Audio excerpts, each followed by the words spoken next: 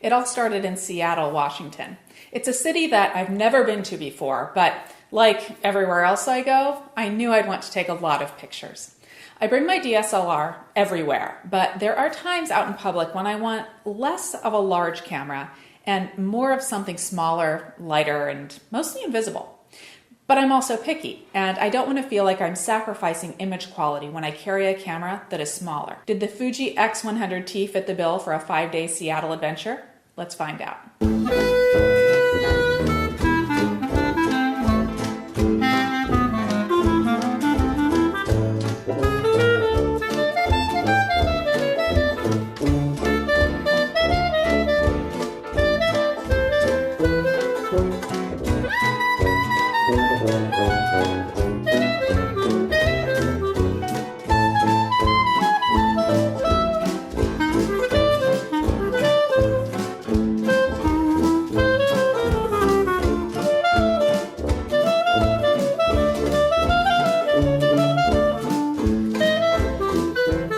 Now let's talk about what the X100T is and isn't.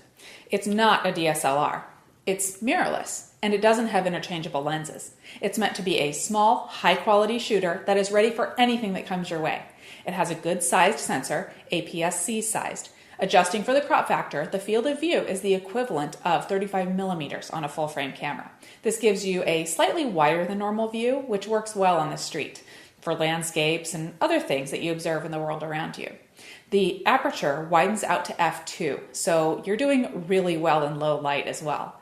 In fact, this camera loves f2. Thanks to the quality lens, I found myself shooting f2 a lot. Daylight, evening, and indoors were never a problem. Let's take a look at the body. There's plenty of digital old school here, right on the top of the camera. You set shutter speed with the dial on the top, or you can set A to shoot aperture priority. There is an aperture ring on the lens, which lets you dial in aperture or set shutter priority. If you set aperture priority and shutter priority at the same time by choosing the A's on both the shutter speed dial and the aperture ring, you're in P mode. If you set both aperture and shutter speed to specific numbers, you're in manual mode. It's pretty clever and simple. Really, it's 2 movable parts get you to P, A, S, and M without the need for a dedicated button or dial to choose exposure mode. As someone who likes to live in the physical settings and buttons on the camera, this is much preferable to me than working off of a menu. Back here, there's also many of the other buttons that you'd expect, like image review, a menu button, and a Q button to review and change many of your settings in a hurry. You can even customize what is on this screen. On the front, you're setting viewfinder mode. You have an optical option, electronic, or a trick optical with embedded electronic mode. Of course, if you prefer the rear LCD for composing and shooting, you can switch over to that entirely. You get a choice, and that's a choice that I like to have. I really like the optical only option, and it has a parallax correction box for composing and other settings info superimposed on it. I do wish there were a way to remove some of the digital information and make that optical viewfinder a bit less high-tech, but don't get me wrong, it's useful information. Sometimes, though, I simply, I want the useful information out of the way. There's a lot of tech here and plenty of information you can see when you're composing and shooting. In this regard, it reminds me of the Sony Alpha 7 that I recently reviewed, albeit without interchangeable lenses. Image quality is fantastic in good light and low light at any of the available ISO settings. Whether you're a pixel peeper or not, you'll be pleased with the results. I don't shoot test charts, and I don't look at test charts on other review sites for any camera. I judge quality based on real use in good and poor lighting. I'm sure the test charts have the D810 ranking very high, but from a practical standpoint, both my Nikon D810 and the Fuji X100T are very good in low light. The X100T lets you use it how you want to use it. There are 7 customizable function buttons on the camera. You can load these up with your favorite settings and adjustments, or you can do what I tried to do, focus on composition and one button, the shutter button. I kept the camera at 1 aperture most of the time, only occasionally switching it up, and I let it select the shutter speed and the ISO.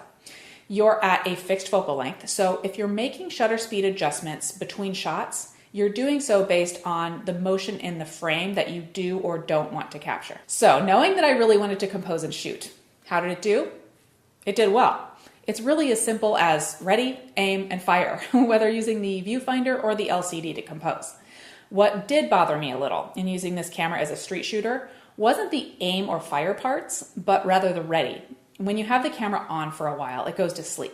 To wake it up, you have to not only half press the shutter, I found that I had to hold the shutter down for a few seconds. Part of being out in the wild is being ready for anything, and I found in some circumstances I had to ready the camera to then be ready for anything. Now, it's also very easy to switch the camera off and then back on when I want it to be ready, but again, this puts a little more emphasis on ready rather than just the aim and fire that I can do with a DSLR. Is this a deal breaker? Not by any stretch, but it is something to be aware of when out in the field with the camera. Rated battery life is 330 shots or 700 shots when the power save option is on. But being new to the camera, I was fiddling with it quite a bit, which gave me about half that rated battery life.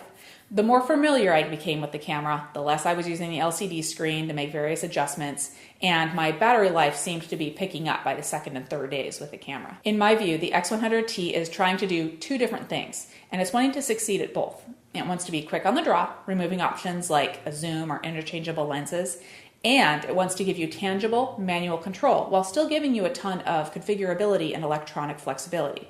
It even goes the extra mile by pairing with your phone or tablet and letting you control the camera wirelessly from your device. But when you don't want all that, it's just you and the controls that you want, all in a small package. Let me be straight.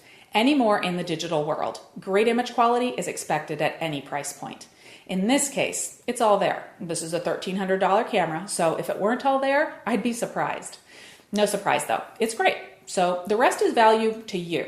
And the bottom line here is that some will see the value here for that price and some won't.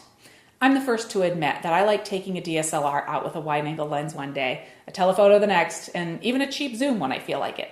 Here with the Fuji, your lens is permanent, though there are a couple of conversion lenses that can give you a wide angle or telephoto. But if discrete fixed lens shooting is your thing, you may love this camera. If you want to build a larger system and don't mind the additional size and weight that comes along with it, you may feel limited here. That being said, this can be a solid second camera if you're like me and want this first. Interested in test charts and detailed pixel peeper comparisons? I can help you find those reviews. There are plenty out there.